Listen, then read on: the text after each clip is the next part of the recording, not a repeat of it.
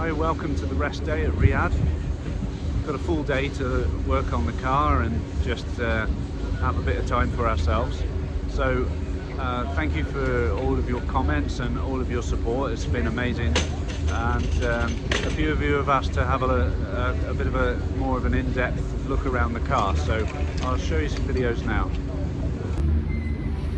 Starting at the front, technical specs. TD5 rebuilt. It's balanced, all pretty basic stuff really, nothing particularly special about it.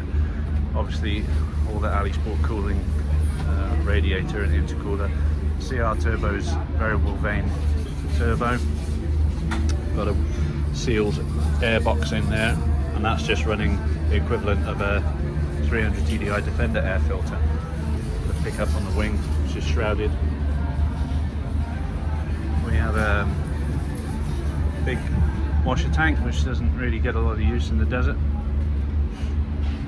This is all braced to the strut brace, to the suspension tops, which are Fox, and they're 2.5 inch coilovers, high back springs, all been set up by ProLinks.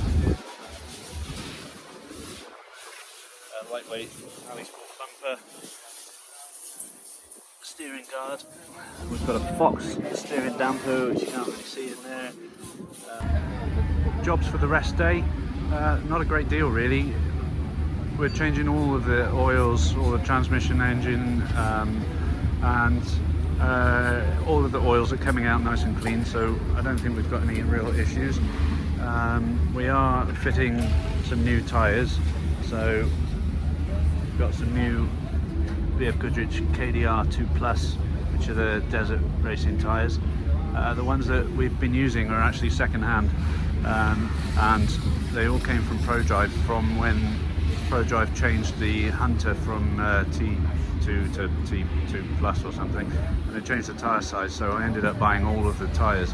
So they'd all done one stage of the Dakar, but being driven by Sebastian Loeb and Nanny Roma, so they're not exactly new. We have struggled with them a little bit from a grip point of view, but they're super strong Kevlar sides. So I've invested in 2 new ones, sensible to use them on this event. So I think they're 245 18/16s on Revolution wheels, so no problems at all with them. Well, apart from the one puncture, but probably driver error. Other than the oils, general check over, we're just having another look at the steering situation. For the brakes, we're running AP Racing calipers and discs, much bigger and vented, and they came from Total TD5. We have the Discovery 2 steering box, which is stronger. This is an Ad West one, which is a quick ratio, bigger bearings, bigger shafts. Fox hydraulic bump stops, Discovery axles, Discovery 2 axles, heavy duty steering rods, length order rod ends. Another point on the axles, they're strengthened by Tomcat, but we're actually still using the original shafts. So when I built the car 12 or 13 years ago, I bought a Discovery for £500 and stripped the axles down, but we've ended up using the same shafts.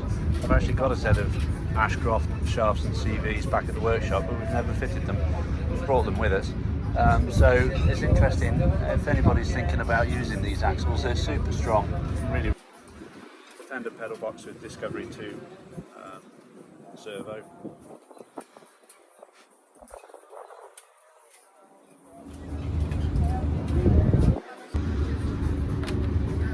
Inside, obviously,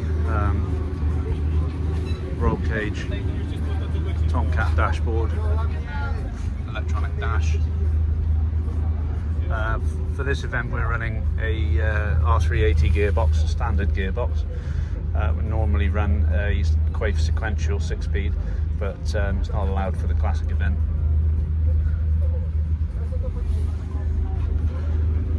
Barco seats.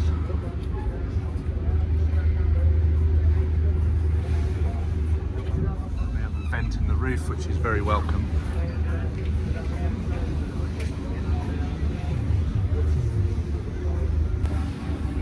Fuel-wise, we have aluminium tank that we'd made, which sits in the original sort of TD5 position. That's 55 litres. We'd also made a 100-litre tank in the back, so it gives us well over 600 kilometres range. And we have a pump that pumps from the top tank into the main tank. The back of the car, we have to carry 2 spare wheels, so that was a bit of a squeeze to get them in.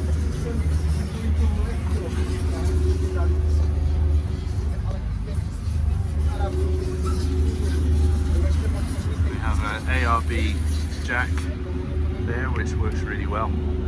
We have to have our sand mats and sand shovels. FIA medical kit there.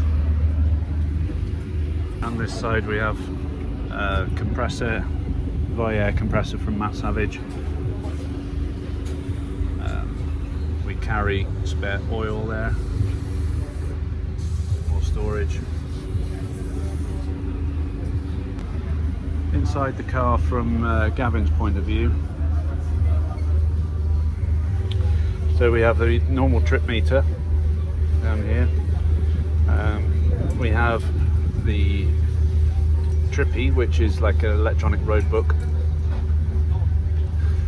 In here we have iPad that we use for an app for the regularity sections. We use an app called Rabbit Rally.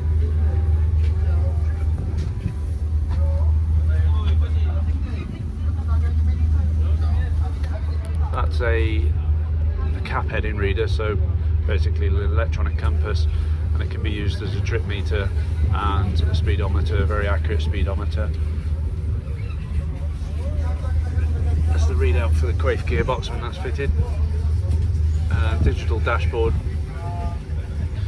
and we also have an app on the phone that I use for electronic speedo for when we're using the cap heading, and a speedo for the regularity rallies. So there's quite a bit of information to deal with. And then there's the safety aspect, which is the IRI-track, and that monitors our position all the time, and is also a satellite phone. So if we have a problem, we can press SOS and they will come to us quite quickly. We can also talk to them and advise if there's a problem that we can deal with. And if we stop and we don't tell them, they actually contact us and ask if there's anything, if we're okay. So have a bit more storage between the seats, plenty of power outlets, fiddle brake lever, but we don't really use a lot of that in the desert. We both have 2 camelbacks. One of them has electrolytes and the other one's pure water. We also carry another 5 litres of water minimum.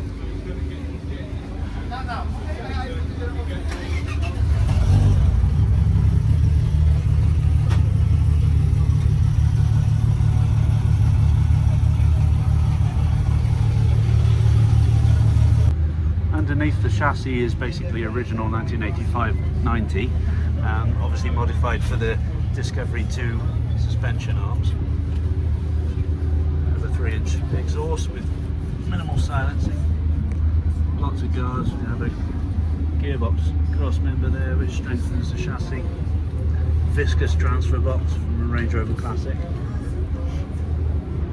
Engine and gearbox have been moved back about 7 or 8 inches, so we have freshly made prop shafts. 4-pin open diff in the front and a Quaife limited slip in the back. Lots more guards.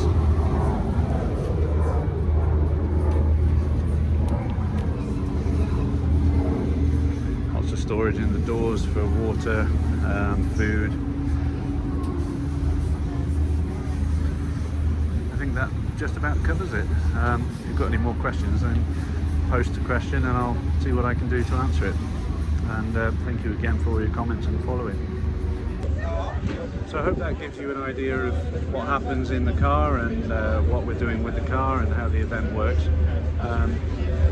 Tomorrow, after the rest day, we have a long day, 622 kilometers. We have a dune test, and we are leaving the bivouac at 5 o'clock. So we're going to get a bit more rest today and take it steady, ready for that. So whatever the days are, you just lose track of the days, but tomorrow and the next day are long days. I think that the organisers have maybe lulled us into a false sense of security, so the next week is going to be tough to battle through to the end, but we're halfway, so wish us luck, and we'll keep at it, and I'll keep trying to upload some videos.